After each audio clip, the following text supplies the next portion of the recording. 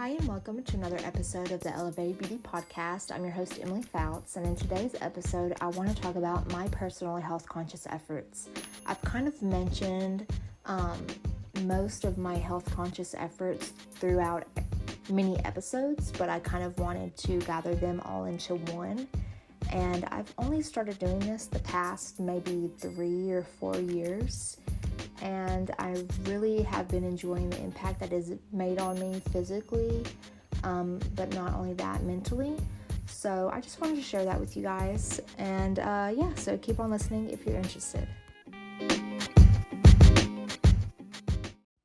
So my health conscious efforts first started as a solution to my cystic acne that I was dealing with. The very first thing that I ever did was cut out sodas, and then I cut out dairy. And once I cut out dairy, that really helped me.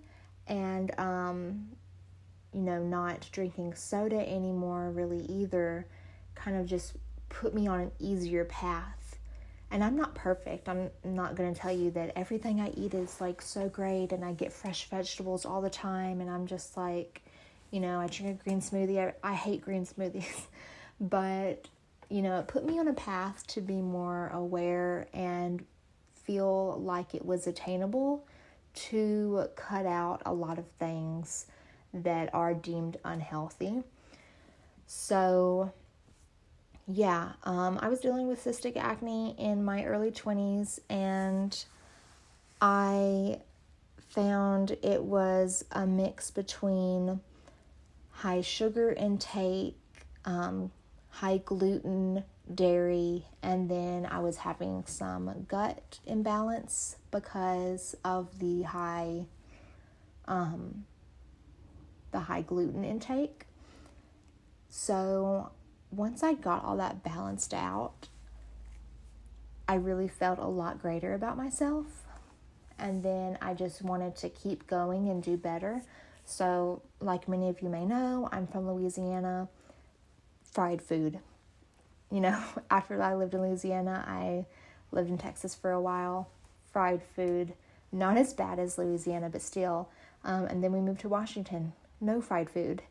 So I kind of was like immersed in this whole different culture where they didn't eat these greasy fried foods, high cholesterol, and all that stuff. So it made it easier by living in Washington to eat a little healthier because it was more accessible to me. So I started just eating healthier there. That's when I cut out dairy and I started having a shift in the way that I prepared meals. So not doing casseroles. I used to do a lot of casseroles, cheese on top, as you would expect. And so after I didn't have casseroles, I was like, man, I've really got to figure out how to cook here. So, that was the beginning of my journey to doing that. Cutting out sweet tea as well. That was a huge thing. And it did not dawn on me how much freaking sweet tea I drank. I could drink a gallon by myself in 2 days. And that's kind of wild. Kind of unhealthy. So, I kind of tossed those things to the side, started drinking more water, more fruits and vegetables, just reducing my sugar, reducing a lot of things that cause my body inflammation and triggered oil production, which causes acne. So after I started kind of living that lifestyle, I haven't really had to deal with acne since then, and that's something that I'm proud of and something that I know triggers me, so that's why I stay away from that stuff. I do indulge every now and then, and when I do indulge a little too much, I do get acne. So I still like to enjoy those things, but I definitely enjoy them in moderation, and don't keep them really in my house generally. But besides the food that I eat, I also do different things. So let's talk about my coffee first before I get off the whole topic of food. So coffee is a big thing. A lot of people don't think about, I guess. If you do order coffee to go, it's going to have a good bit of sugar in there than it would if you probably made it at home, depending on how you would make your coffee at home. I don't know how you do it, but ordering decaf, I only really started drinking coffee when we moved to Washington, right before I got pregnant. And so obviously when I was pregnant, I had to drink decaf. So now I always order decaf, and I don't see a difference. Well, I did get a coffee the other day because I just opened up a Dunkin' Donuts in my town, and my husband ordered it for me, and I was just like, whatever. I don't drink coffee a lot, so it won't matter if this has caffeine in it.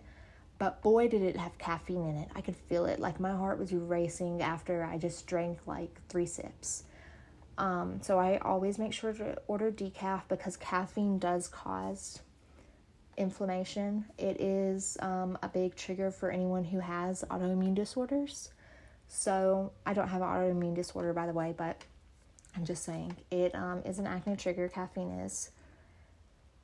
And, the sugar content in coffee. So that's why I try to limit how much coffee I drink, because I can't totally get away from the sugar. I don't like black coffee. I do like a black cold brew because it's not as stout, I guess. It's not as bitter.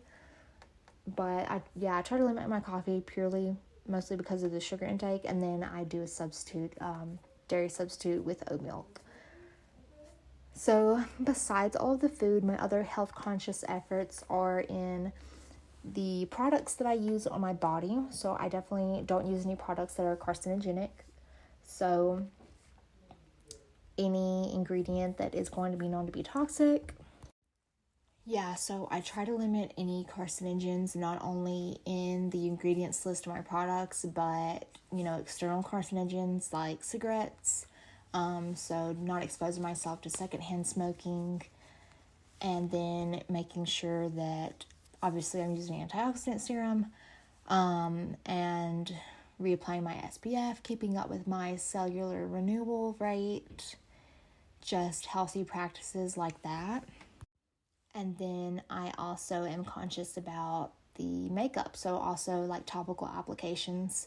But a lot of people don't think about ingredients when you think about makeup, nor did I until maybe 2 years ago. So a lot of waterproof or water-resistant makeup is known to contain forever chemicals, abbreviated as PFAS, or what are they called? It's fluoro. I'm going to have to pause this and figure out exactly what it's called. Okay, so perfluor. It will be abbreviated as perfluor in many products. So that's PERFLUER. So, a lot of times they don't include any indication of the PFAS in their labels.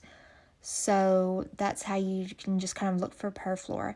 And so that is occurring in not only cosmetics and stuff that are waterproof, but any other materials that may be waterproof, or Teflon pans and things like that. So they contain forever chemicals, and basically what a forever chemical is it stays in your body forever.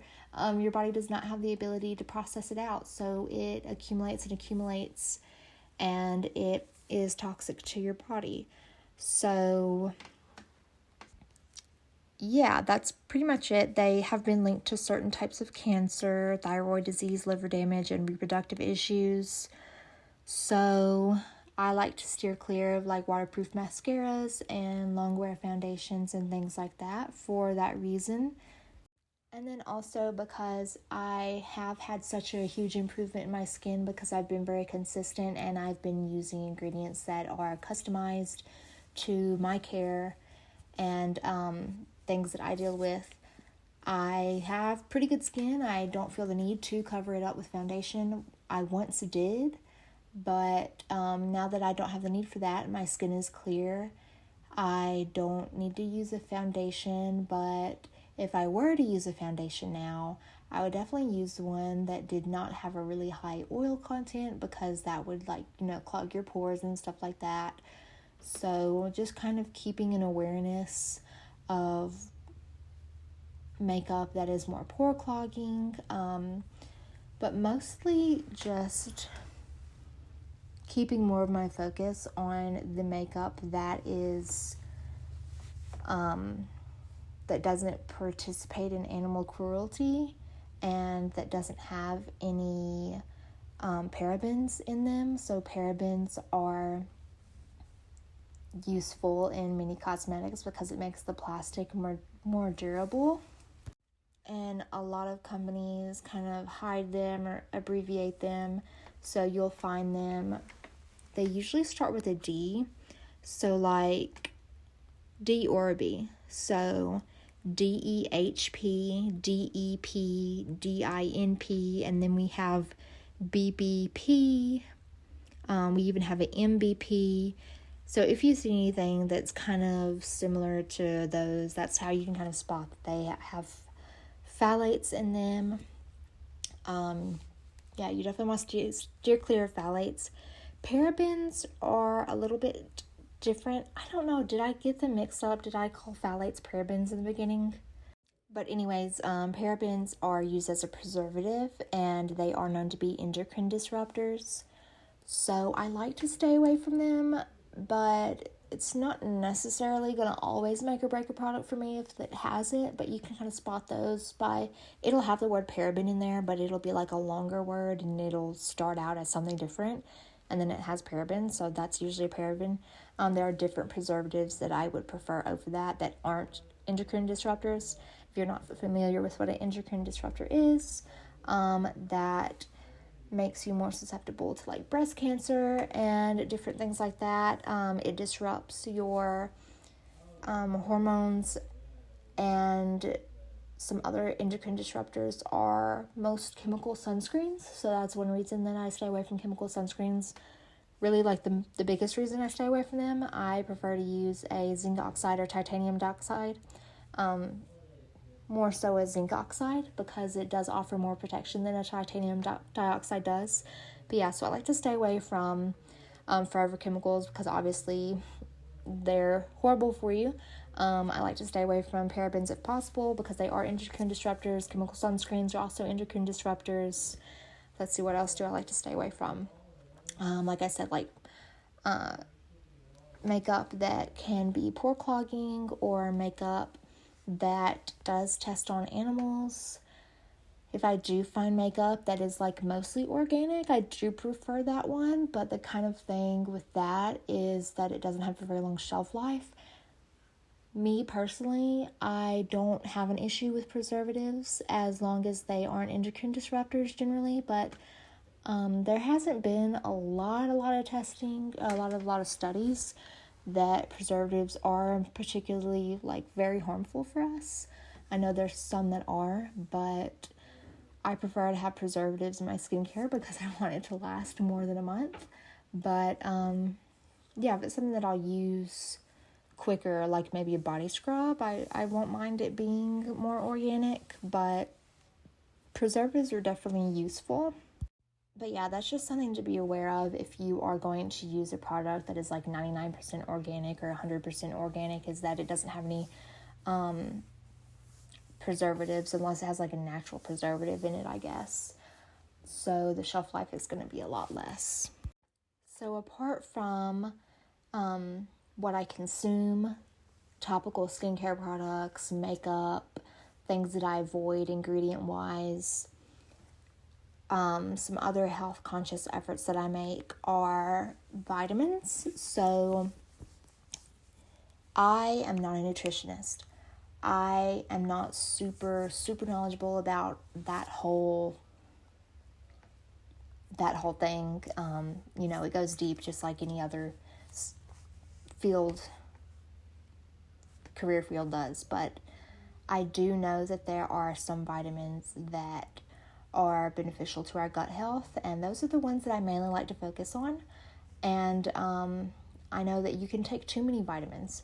Your body can only absorb certain amounts of things, so if you're overloading your body, it's not going to be able to absorb everything. It's kind of just can potentially filter it out from what I know, and it's not actually going to retain any of those minerals and benefits. So what I like to do is, so in terms of like skincare and internal body health, gut health, you need omega-3s and omega-6s. I personally get a good bit of omega-6s from my diet alone. So I eat a good bit of almonds. Mostly almonds, sunflower seeds, and there's some other foods that I eat that have omega-6 content in them, but I don't get a lot of omega-3s, so I do take an omega-3 supplement. And so what omega-3s and omega-6s do is they supply your body with essential fatty acids that your body needs to function well and to support a good gut health, a good healthy barrier for your gut. And yeah, it's just something that your body needs to function. So if you don't get a lot of omega-6s and you get a lot of omega-3s, maybe you want to take an omega-6 supplement. Yeah, that's what I like to do. If you have a low immunity, maybe you want to take a zinc supplement. Different things like that. Just being aware of what you potentially need and then doing that. A lot of people, whenever they get introduced to vitamins as a solution to improve their skin health, they might take, the hair, skin, and nails, which has a good bit of biotin in it. And you, what is it? It's biotin and something else. So there's a big discussion on biotin having a link to acne.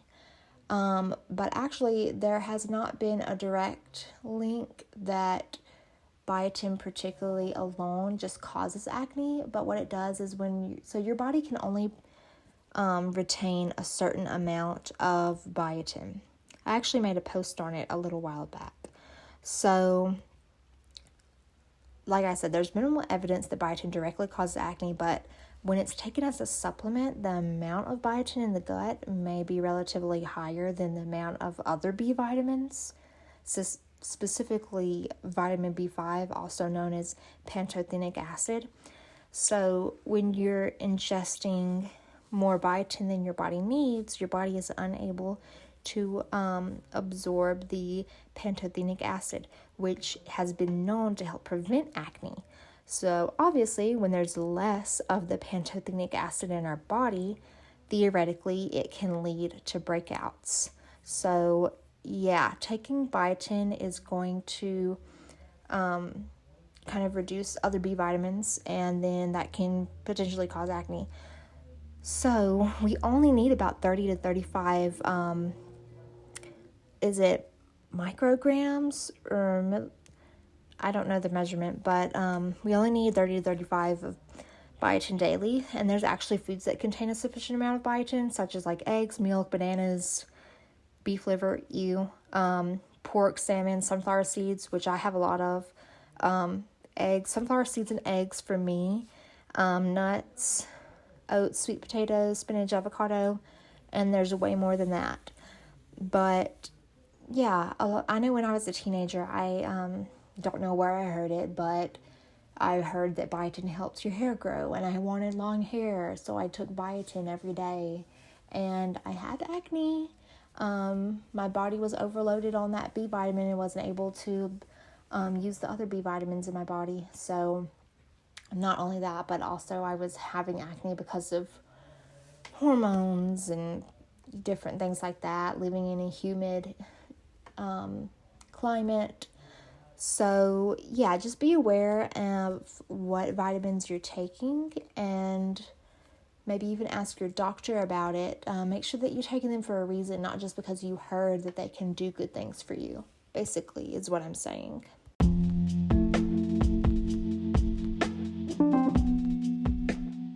So those are pretty much all of my health conscious efforts that I can think of off the top of my head. We also have household cleaners and stuff like that, but that kind of relates to toxic and carcinogenic ingredients that I like to stay away from. So yeah, it's not as hard as people might think it is. For me, I enjoy the practice and it makes me feel good and know that I am keeping me and my family healthy, and it just makes me feel good about myself. So I hope you guys enjoyed this episode, and as always, I will see you next Monday at 8 a.m. Mountain Standard Time for another episode.